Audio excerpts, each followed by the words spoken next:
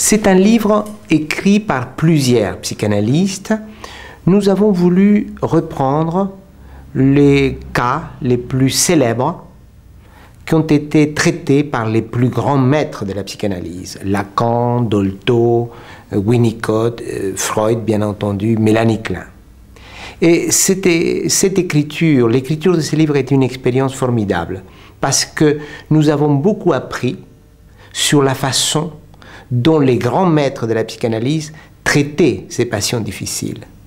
Et pas seulement traiter, sinon qu'en plus on voit bien à l'œuvre comment à partir d'un cas, un grand fondateur de la psychanalyse, comme par exemple Winnicott, à partir du traitement du cas de la petite Pigel, eh bien il arrive à créer un concept, à élaborer un concept comme celui de mère suffisamment bonne.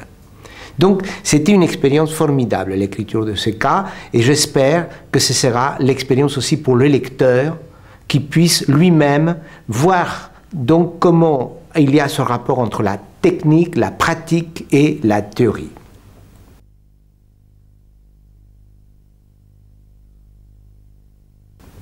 Quels sont les cas que nous avons commentés?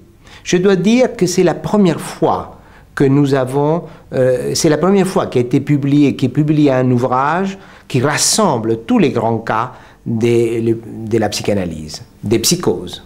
Alors, quels sont ces cas? Le premier, c'est le cas Schreber, c'est-à-dire le cas du président Schreber, si célèbre, président d'un tribunal, nous l'oublions pas, le cas du président Schreber, qui, dont les mémoires ont permis à Freud de dévoiler le mécanisme de la paranoïa et du narcissisme. Rappelons, je sais que beaucoup de téléspectateurs ou des auditeurs qui nous écoutent et nous voient, eh bien, savent, mais c'est bon de le répéter, que Freud n'a jamais rencontré Schreber.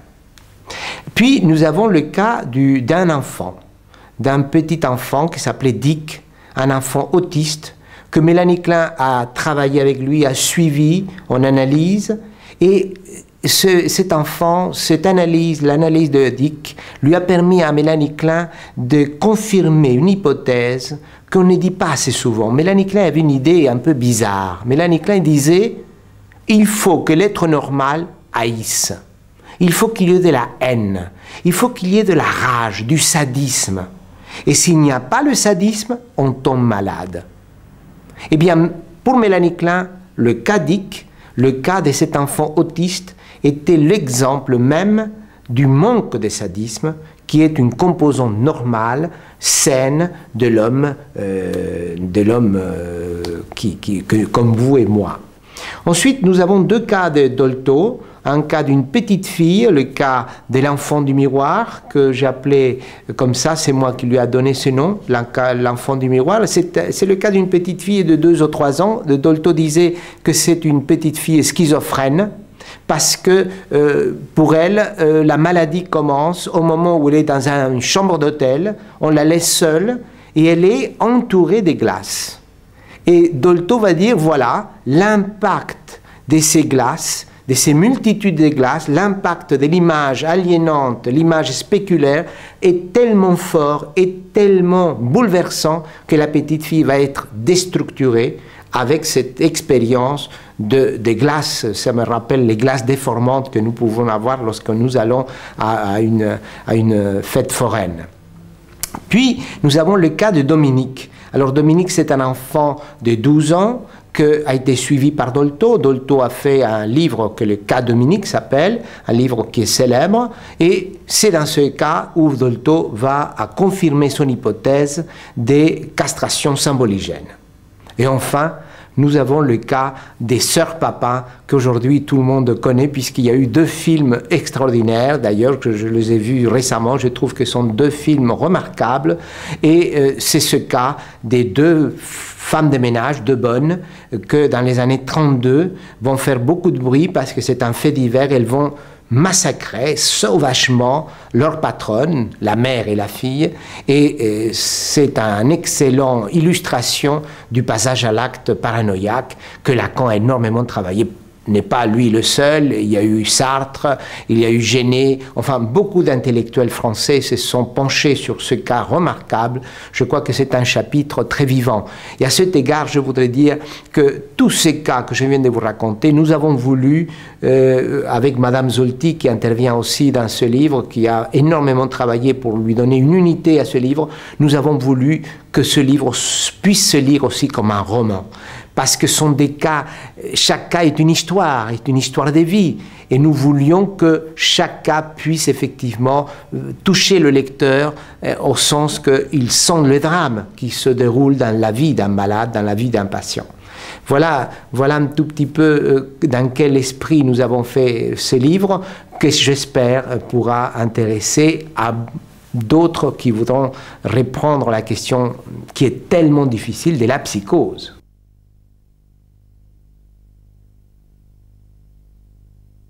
Alors, qu'est-ce qu'un cas? C'est ce chapitre-là que j'ai pu rédiger moi-même. J'ai pu avoir l'idée ou essayer d'aborder une chose essentielle, c'est qu'un cas, c'est la singularité même. Mais ce n'est pas simplement la singularité d'un individu qui présente une souffrance, c'est aussi la singularité d'une relation, de la relation avec le thérapeute. C'est-à-dire que quand un cas existe, par exemple, on dirait un cas de l'hystériose, comme par exemple aujourd'hui, quand on parle de la vache folle, on dira un cas de l'hystériose, c'est-à-dire c'est un cas qui, du point de vue des statistiques, a été repéré comme un cas de l'hystériose parmi d'autres.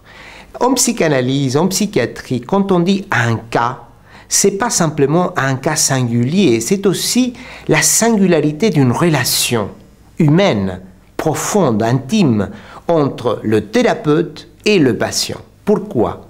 Parce que ce cas, c'est toujours un document écrit. Ça veut dire qu'un cas n'existe que s'il y a un thérapeute qui a été tellement touché, a subi tellement l'impact du patient, qu'il décide de rédiger son expérience pour d'autres et devenir ainsi un document qui va être une transmission. À telle enseigne que les cas dont nous parlons dans ce livre sont tous à partir des documents. Freud a fait un livre sur le cas de Schreber, presque un livre, c'est un énorme texte sur Schreber. Alors certainement, je me souviens que je sais par l'histoire que Freud a importé avec lui ce livre en vacances et il l'a mis à lire pendant les vacances. Il a dû être tellement sensible, tellement bouleversé par ce livre, par ses mémoires de névropathe de Schreber, qu'il a commencé lui-même à écrire. Donc même s'il n'a pas été touché personnellement par le patient, puisqu'il ne l'a pas connu, il a été touché par l'histoire du cas. Et c'est cette sensibilité qui va se traduire en un texte écrit. C'est pour ça que pour moi, un cas, c'est toujours un texte écrit. Pour moi, un cas, c'est un texte écrit qui reflète l'expérience humaine, bouleversante, intime d'un thérapeute avec son patient. Et bien entendu, dans ces documents, il y a la vie du patient et il y a aussi le concept. Dans tous les grands cas de psychose que nous signalons, que nous étudions dans ce livre, il y a toujours un concept. On voit naître un concept dans chaque document écrit d'un des grands maîtres de la psychanalyse.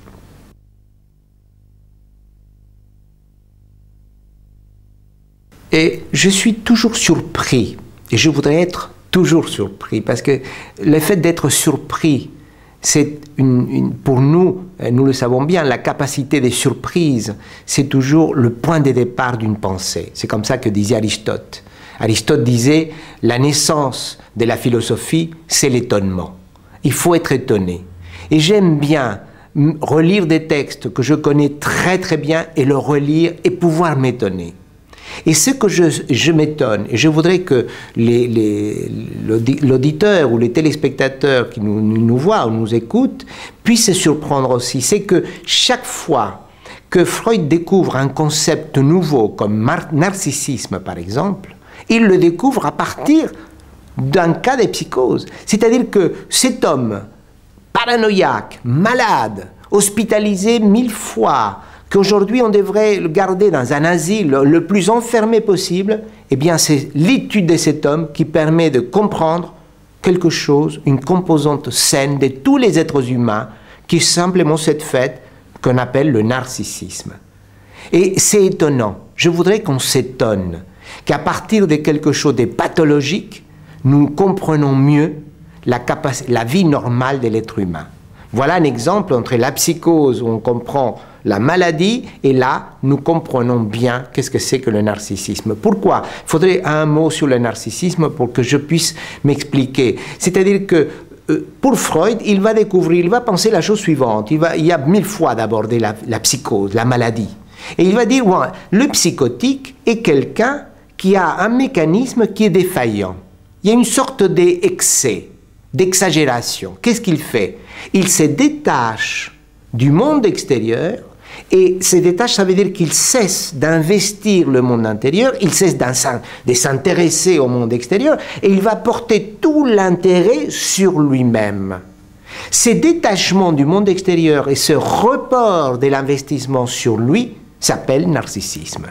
Or, Freud va découvrir que ce mouvement-là de retour sur soi, de mouvement vers soi-même pour s'aimer et pour aimer surtout son corps, et pour être plus précis, d'aimer son corps comme un objet sexuel, c'est cela que Freud va appeler le narcissisme. Il va l'appeler de deux manières, le stade narcissique, qui est un stade dans l'évolution de notre manière d'aimer le monde et de nous aimer nous. Au début, Freud va dire on s'aime soi-même, autoérotisme, c'est-à-dire qu'il y a une sorte d'amour à l'intérieur d'aimer le corps, c'est-à-dire le bébé qui suce le pouce, ça c'est autoérotisme. Ensuite, un deuxième stade dans lequel le sujet va s'aimer soi-même, mais d'une autre manière, pas à travers son corps, mais se protéger, se garder, se regarder dans la glace, devenir beau, c'est une manière de s'aimer. Et troisième stade, c'est le moment dans lequel j'aime l'autre, j'aime mon partenaire sexuel. C'est voilà les trois stades: autoérotisme, narcissisme et amour de l'objet. Ce sont les trois stades. Eh bien, le deuxième stade, qui est le stade de narcissisme, Freud va donc le prendre de l'expérience de patients psychotiques et schizophrènes, ou paranoïaques, comme c'est le cas de le président Schreber. Mais, ceci étant, votre question sur le normal et le pathologique nous mène à un autre âge de la vie qui aussi est tellement difficile de distinguer. Là, nous ne sommes plus dans le cas de le pathologique nous apprend sur le normal. Ça, c'est une première variante. Mais il y a une deuxième variante dans laquelle le normal et le pathologique vraiment se mélangent. Il y a un âge de la vie où cela se confond beaucoup, c'est l'adolescence. L'adolescence, c'est l'âge de la vie. L'adolescence, c'est-à-dire entre 10 ans et 25 ans. Eh bien, pendant ces années-là, nous voyons souvent les adolescents avoir une sorte de souffrance que nous appelons la crise d'adolescence, et que, par moments, ça nous donne l'impression des êtres que nous aimons beaucoup, ils nous touchent par leur tendresse, par leur enfance, mais en même temps, nous les sentons bouleversés, nous les sentons mal dans leur peau, et on a l'impression que c'est comme des névrosés. Alors, il y a une confusion entre la névrose telle que nous la reconnaissons dans un adulte, chez un adulte, et la névrose saine qui est chez les adolescents. C'est pour ça que nous dirions qu'un adolescent souffre d'une névrose juvénile qui guérit naturellement. Voilà deux situations dans lesquelles le normal et le pathologique se confondent, et que c'est une des questions sur laquelle il faut être toujours étonné, je dirais, toujours sensible à ça.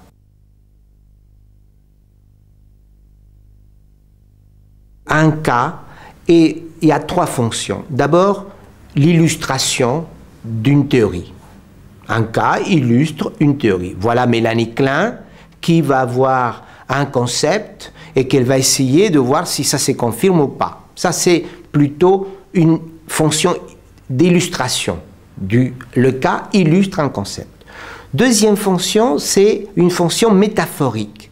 C'est-à-dire que le cas, c'est plus qu'une illustration du concept, il devient la métaphore du concept. Qu'est-ce que ça veut dire que devient la métaphore du concept? Ça veut dire que, par exemple, si je dois parler de paranoïa, au lieu de parler de paranoïa, je vais vous dire à vous qui parlent le même code que moi, que nous nous connaissons et que nous discutons souvent, je dirais, eh oui, le cas de Schreiber. Et vous connaissez parfaitement bien, puisque nous parlons le même code, le même langage, que Schreiber veut dire, le cas de paranoïa veut parler de la paranoïa. Donc, dans ces cas-là, Schreiber, c'est plus que l'illustration du mécanisme de paranoïa, ou du concept de paranoïa. Schreiber, c'est le substitut. À ce moment-là, c'est la métaphore. Et puis, il y a une troisième fonction du cas par rapport au concept, c'est d'avoir une fonction heuristique, c'est-à-dire que grâce au cas, le théoricien qui parle de ces cas, ou le praticien, le clinicien qui est aussi théoricien, non seulement il va à trouver que le cas illustre bien l'idée qu'il a, mais en plus, en travaillant avec ce patient, il va découvrir des nouvelles idées. Heuristique veut dire découverte, création des nouvelles idées. Ce qui est intéressant, c'est qu'effectivement, la fonction heuristique va devenir une fonction de transmission. C'est-à-dire qu'à partir de cet élément-là, on va voir d'autres disciples suivre, mettons pour la mère suffisamment bonne, il y a d'autres auteurs qui vont continuer dans la même veine winnicottienne et ils vont créer de nouveaux concepts, des concepts qui ont été créés grâce à un cas. Donc, cas, concept nouveau, et puis après, des disciples qui vont suivre.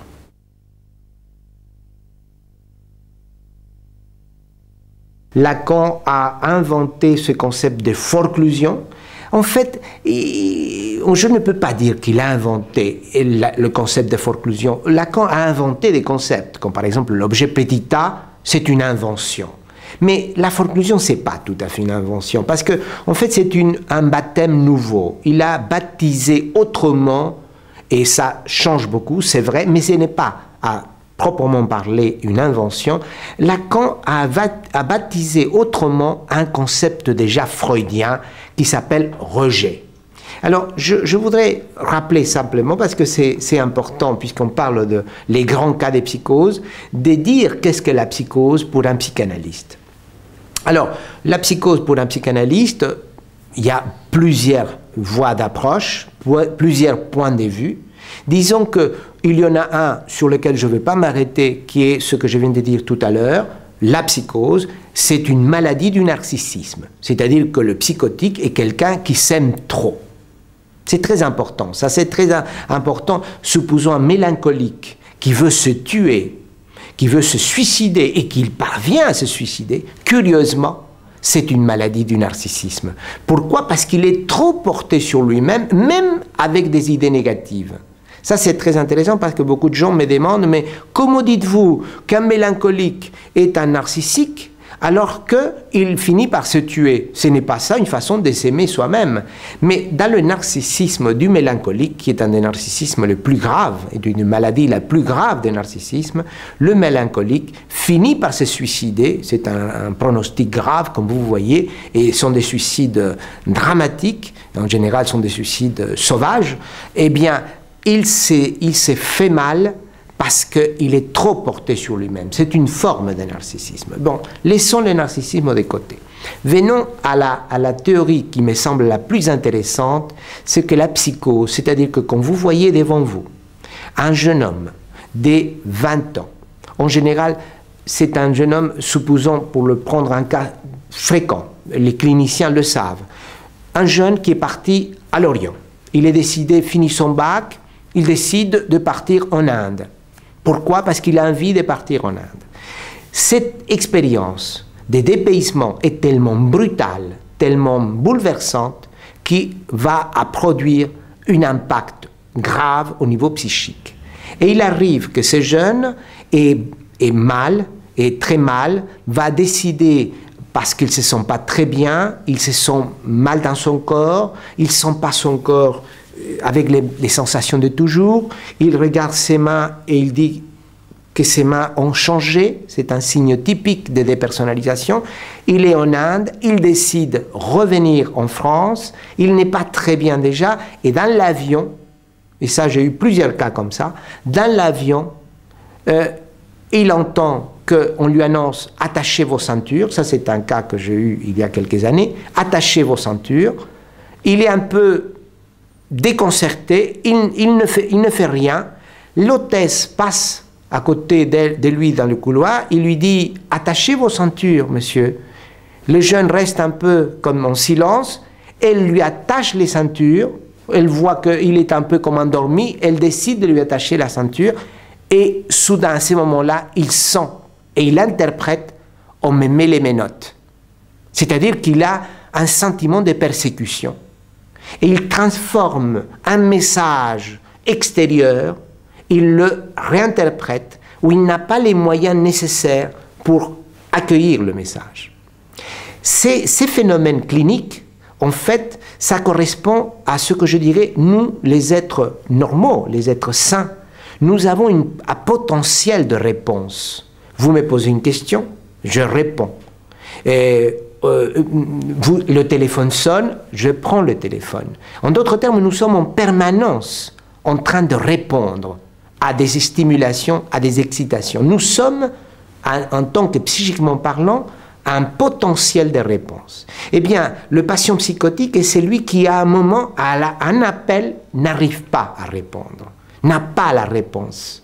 Il est blanc, il est comme un trou devant l'appel. Ces trous devant l'appel, nous l'appelons forclusion. Lacan l'appelle forclusion. C'est-à-dire la forclusion, c'est l'incapacité du sujet de donner une réponse à un appel qui vient de la réalité extérieure. Et c'est à partir de ces moments premiers, la non-réponse à un appel normal, que le sujet va à déclencher, va à amorcer ce processus dramatique que nous appelons schizophrénie, parce que c'est un jeune. C'est la schizophrénie qui est une vie dramatique, nous le savons, pour le jeune, pour la famille et même pour le thérapeute, parce qu'aujourd'hui, année 2001, nous ne savons pas guérir une schizophrénie.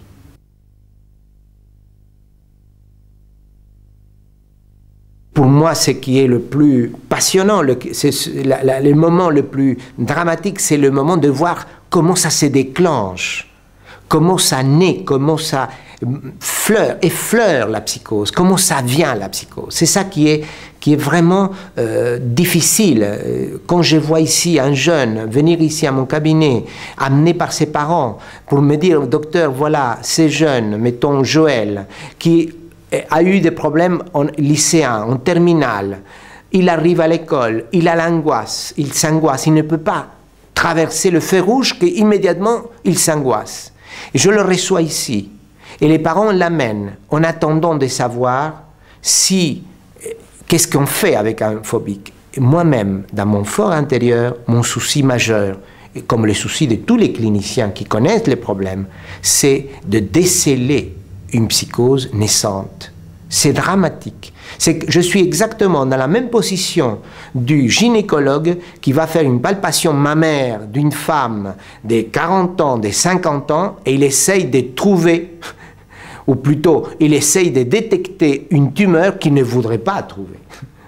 Et c'est la même chose avec un jeune de 20 ans où j'essaye de poser des questions sur la dépersonnalisation, sur les contextes pour comprendre, pour arriver à saisir quelque chose que je ne voudrais pas trouver, qui est les premiers signes d'une psychose naissante. C'est-à-dire les antécédents d'un moment de forclusion. Pour Lacan, la forclusion correspondait à un moment qu'il appelait fécond. Pourquoi fécond alors que le mot fécond est un beau mot, est un mot noble, mais il l'appelait moment fécond parce que c'est à partir de cette forclusion qu'ils vont se produire les symptômes les plus dramatiques comme le délire, l'hallucination, la dépersonnalisation et une série de troubles qui sont assez graves chez les patients.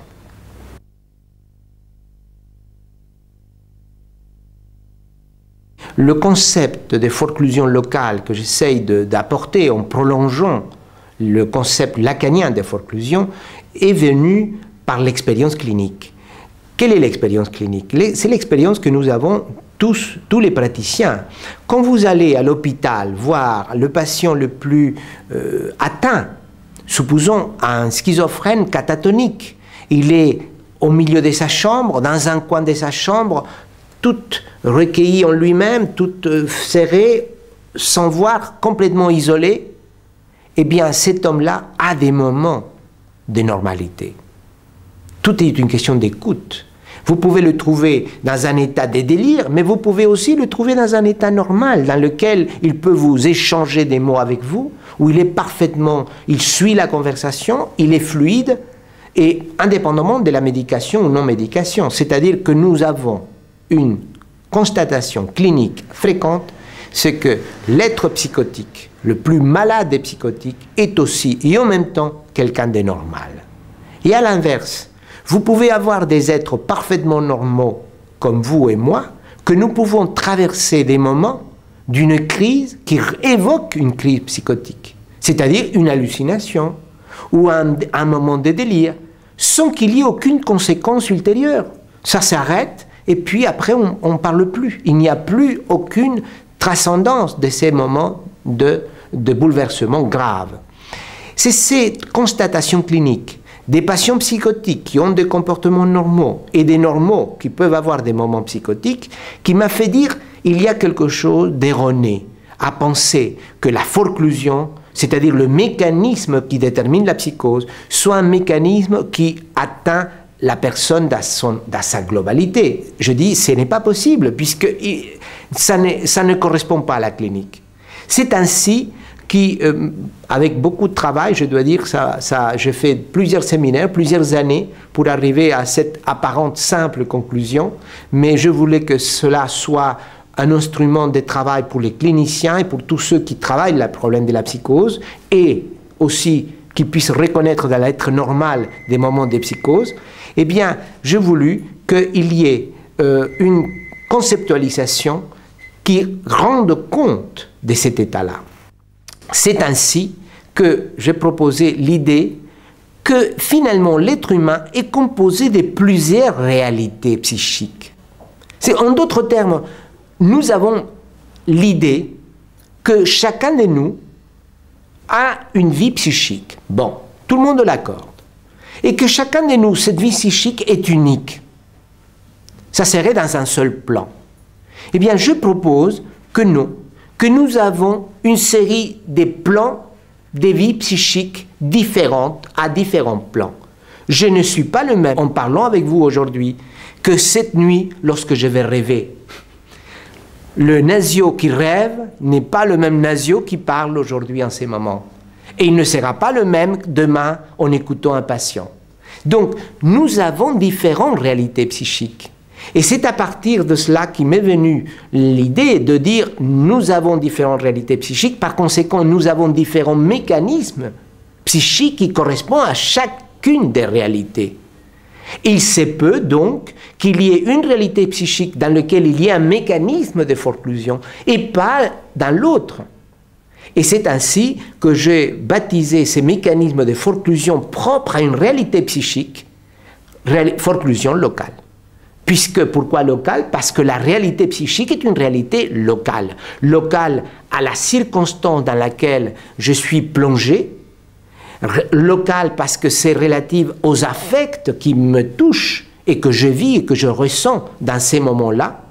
On aurait pu appeler une forclusion situationnelle, ou je préférais locale parce que ça me paraît plus correct de parler d'une réalité psychique locale qui, j'avais pensé à la surface de Riemann. Pour ceux qui ne connaissent pas la topologie, à la surface de Riemann, Monsieur Riemann est un grand mathématicien. C'est lui qui en fait a inventé la topologie parce que c'était dans le 19e siècle. Riemann a eu un problème, c'était un grand mathématicien et il voulait résoudre un problème au niveau mathématique et il n'a pas trouvé d'autre manière de le résoudre que de le représenter de façon spatiale. Et dans cette représentation spatiale, il va à dire qu'il y a plusieurs couches qui se superposent comme une pile de crêpes, comme des crêpes l'une sur l'autre, et toutes les crêpes sont reliées par un élément commun. Donc le même être aurait, si vous me permettez, nos réalités psychiques seraient une crêpe sur une autre crêpe. Chaque crêpe est une réalité psychique. Ça, c'est l'idée de Riemann, c'est ça qu'on appelle la surface de Riemann. Ce sont deux crêpes l'un sur l'autre, hein, qui font une pile. Eh bien, Riemann a eu cette idée de surface de Riemann, et c'est ainsi que je me suis servi de la surface de Riemann pour expliquer le fonctionnement de nos réalités psychiques. C'est-à-dire que chaque plan, chaque crêpe, c'est une réalité psychique reliée à l'autre par un élément commun, qui serait ce qui constitue la mémété de l'individu.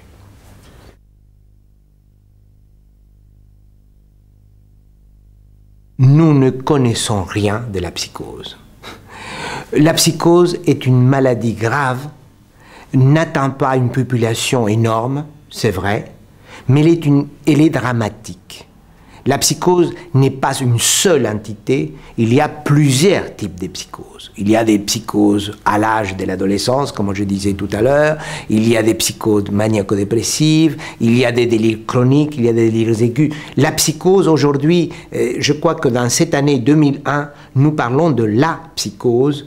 En fait, je pense que d'ici quelques années, probablement, on sera tous les deux l'un devant l'autre, à nouveau, à refaire un autre interview. J'espère bien, parce que d'ici, dans l'année 2008, si nous continuons à être là, eh bien, on parlera des différents types de psychoses.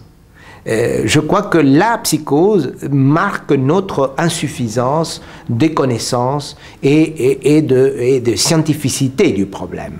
Donc, ça, c'est la première chose. Donc, il n'y a pas la psychose, il y a les psychoses.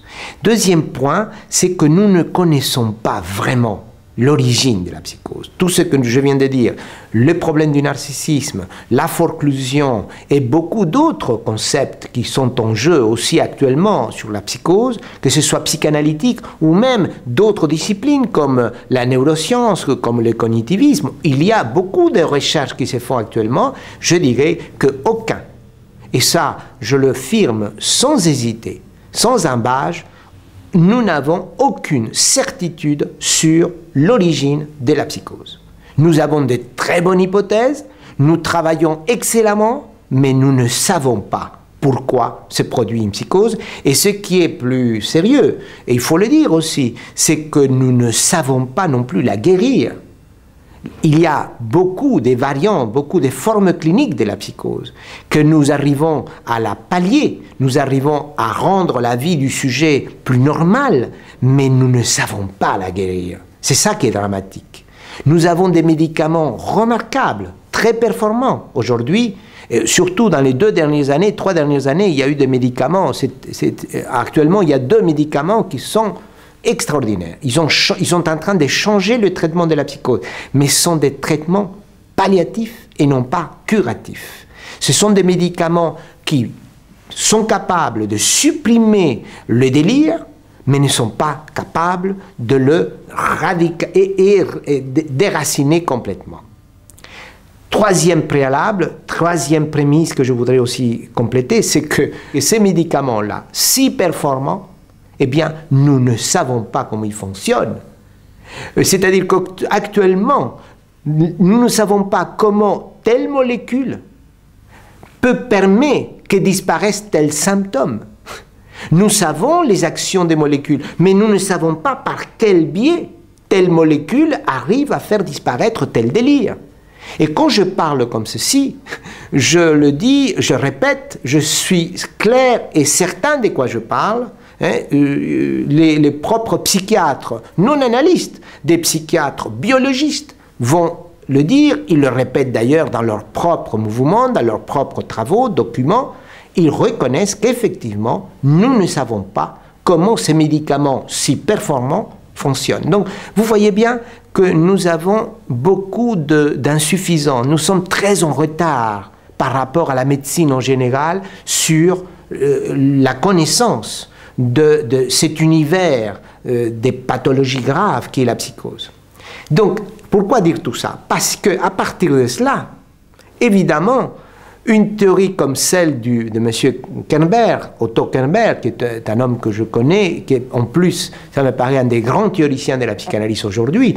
Il est dans une orientation qui n'est pas la mienne, mais que je respecte énormément et qui a fait un livre excellent sur les troubles du narcissisme. Eh bien, quand on lit Kernberg, on entend, on voit beaucoup de résonance au niveau de la clinique. Je me suis beaucoup servi des apports de Kernberg. Je reconnais en Kernberg une série des hypothèses parfaitement justifiées, même du point de vue théorique, mais j'ai toujours le sentiment que c'est une tentative pour essayer de rendre compte d'une énigme qui est l'énigme de la psychose.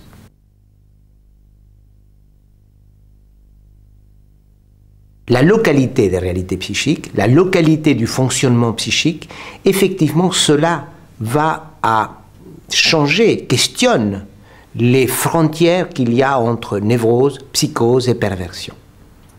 C'est-à-dire que ça nous oblige à revoir ces frontières qui d'ailleurs sont revues actuellement parce qu'il y a toute une autre orientation, l'orientation américaine, qui se porte seulement sur les symptômes et qui veut aussi barrer et effacer ces frontières qui sont très françaises. Il faut le dire, c'est en France, nous continuons à distinguer névrose, psychose et perversion. D'ailleurs, il y a ce titre de ce livre de Freud qui nous aide beaucoup, puisqu'il est toujours là, névrose, psychose et perversion. Mais c'est vrai que ces trois grandes planètes de la vie mentale, de la pathologie mentale, ils sont toujours là, alors que les Américains, avec le DSM-3 ou le DSM-5, sont en train de vouloir à tout prix faire disparaître ces différences. Donc, il y a deux orientations. Une orientation plutôt américaine en faveur des symptômes, dans laquelle c'est comme si l'Américain disait « ça ne nous intéresse pas l'étiologie », nous ne nous intéressons qu'aux symptômes, c'est-à-dire à ce que nous voyons, à ce que nous percevons. DSM-3, c'est un manuel d'observation, en fait. N'a rien à voir avec l'étiologie. Ils veulent rien savoir sur les suppositions, sur les hypothèses qui ne sont pas vérifiées. Là, nous procédons d'une autre façon, presque à l'opposé. Nous partons des symptômes car nous sommes des observateurs. Et je tiens beaucoup à le dire, un bon psychanalyste est un excellent observateur. Il faut savoir bien observer. Donc, je ne voudrais pas laisser aux Américains seulement l'apanage, le privilège de l'observation. Moi aussi, je veux que nous, en France, les analystes, il n'y a pas besoin d'être un médecin pour être un bon observateur. Les analystes, nous sommes et nous devons l'être, toujours chaque fois mieux, des bons observateurs. Donc, à partir d'une bonne observation, ne pas nous empêcher d'aller loin d'une pensée créatrice et pouvoir penser qu'effectivement, au niveau étiologique, il y a un fonctionnement de la vie psychique qui fonctionne de façon locale, qu'il y a plusieurs réalités psychiques. C'est-à-dire que là, à la différence des Américains, nous reconnaissons l'importance des symptômes, mais à partir des symptômes, nous allons faire ce bond au niveau de la pensée, et là je reprends votre mot, c'est effectivement un problème épistémologique, c'est-à-dire une pensée qui soit une pensée de la cause, mais avec une hypothèse qui est une hypothèse heuristique qui reste à vérifier. Mais en fait, en psychanalyse, nous avons fonctionné toujours avec des hypothèses qui restent à vérifier et qui ne sont jamais vérifiées autrement que par l'expérience clinique de l'analyse elle-même. Et cela permet que nous avancions. La psychanalyse est la notion d'inconscient qui est invérifiable. Du point de vue scientifique, elle est invérifiable. Cependant, elle est d'une fécondité extraordinaire. Elle a bouleversé la pensée et la culture, je dirais, occidentale, même au niveau scientifique. Et aujourd'hui, les neuroscientifiques qui viennent s'incliner devant nous et nous dire d'accord, nous reconnaissons l'existence de l'inconscient et ils vont nous dire l'inconscient neuronal. Enfin, ça c'est un autre problème, mais c'est pour vous dire qu'effectivement, nous devons tenir bon d'avoir des hypothèses qui ne sont pas vérifiables, mais qui permettent de, je dirais, opérationnelles, sont des hypothèses qui nous permettent de continuer à recevoir des patients, à les observer, à être d'excellents cliniciens, mais à ne pas nous empêcher d'avoir des hypothèses qui nous permettent donc de créer de nouvelles hypothèses et de mieux avoir une relation thérapeutique et si possible, thérapeutique au sens d'efficace et si possible efficace avec le patient.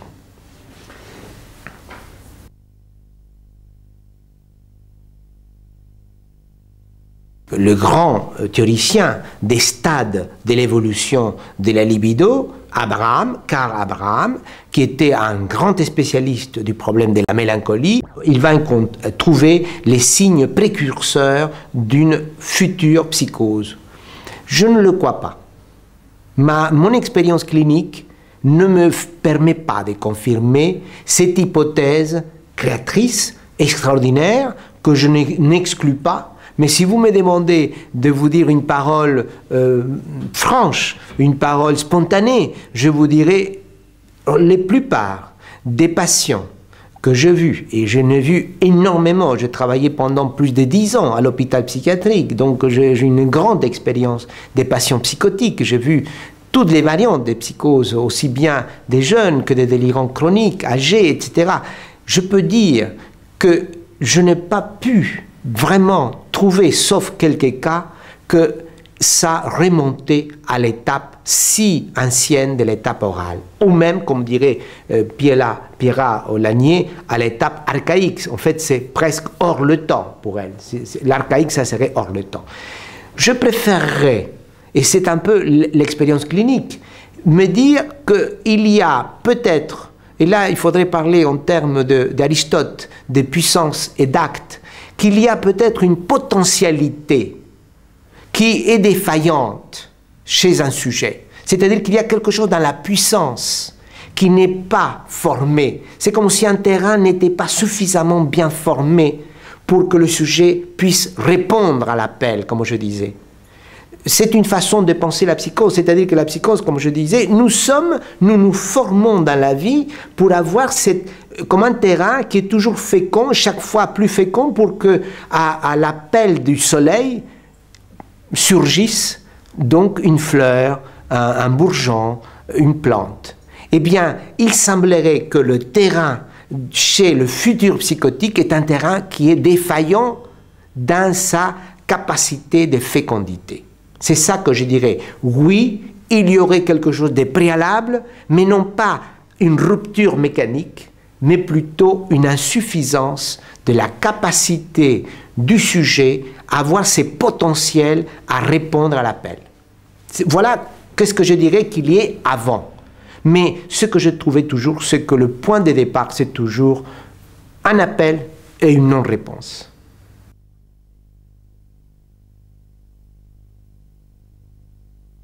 Quand je dis que j'aime dramatiser un concept, c'est parce que, voilà, j'ai appris, je me sens en dette envers des maîtres. Je trouve qu'un analyste, ou pas un analyste nécessairement, un philosophe, tout celui qui est capable de transmettre, il est en dette envers les maîtres qui lui ont appris.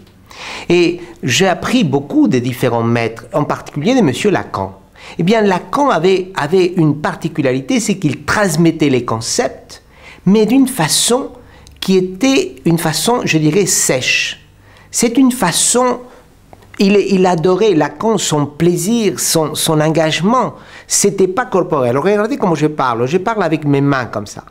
Ou bien je parle des crêpes, n'est-ce pas, des crêpes qui se superposent. Eh bien, Lacan, s'il parlait, il parlait d'une manière beaucoup plus sobre.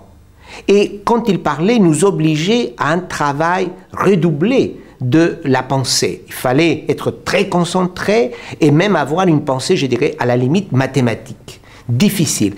Dans mon cas, c'est très différent. J'aime bien un concept analytique, difficile, complexe, le triturer, le tripoter, le masser, le casser et le pouvoir le étaler comme une pâte, comme pétri, n'est-ce pas, comme la cuisinière. Voilà, vous me voyez, je suis en train de le faire, je réponds à votre demande, à pétrir la pâte et pouvoir l'étaler et faire en sorte que le concept soit vivant. Pour moi, il y a 3 qualités d'un concept analytique, et quand j'arrive à lui donner ces 3 qualités, je suis content. Ce qui n'est pas toujours le cas. Je suis content de réussir. 1. Qu'il soit clair, qu'il soit rigoureux et qu'il soit vivant. Ce sont 3 qualités qui me permettent de sentir que les analystes, nous avons des choses à dire et surtout à dialoguer. Il m'est arrivé de présenter un de mes livres, le livre de la douleur et de l'amour, dans la Société française de la douleur. Il n'y a que des médecins, des neuroscientifiques. Eh bien, quand on parle de façon claire, vivante et rigoureuse, eh bien, le dialogue était d'une fécondité extraordinaire. Les gens parlaient et ils sont partis en disant... C'est très intéressant, les hypothèses analytiques, alors que je parlais des choses qui sont... Je parlais justement parce que je considère que dans la forclusion, que dans la douleur corporelle, il y a un élément de forclusion. Eh bien, j'ai pu dire des choses comme ça dans ces congrès, et je vous assure que le dialogue était fluide, était sympathique, et il était fécond. Alors, c'est pour ça que pour moi...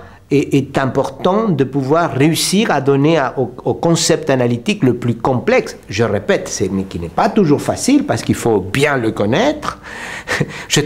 Il faut beaucoup travailler pour connaître un concept, le maltraiter, comme je viens de dire, et le rendre donc clair, rigoureux et vivant. C'est ça que j'appelle dramatiser un concept.